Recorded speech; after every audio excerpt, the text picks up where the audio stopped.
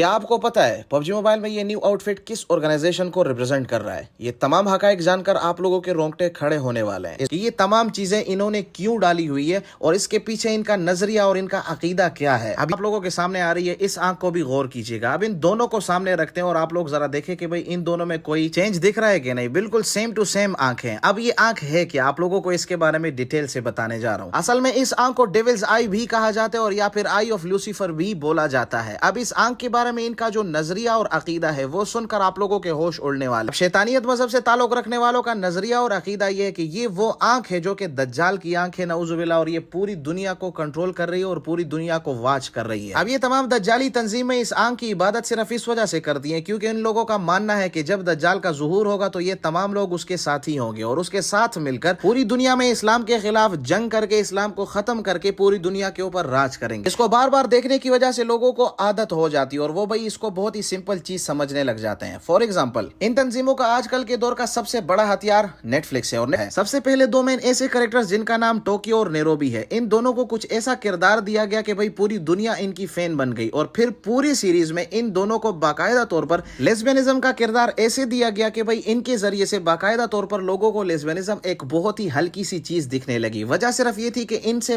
बार बार इस चीज को इतना दोहराया गया कि लोगों को ये चीज आम दिखने लगी।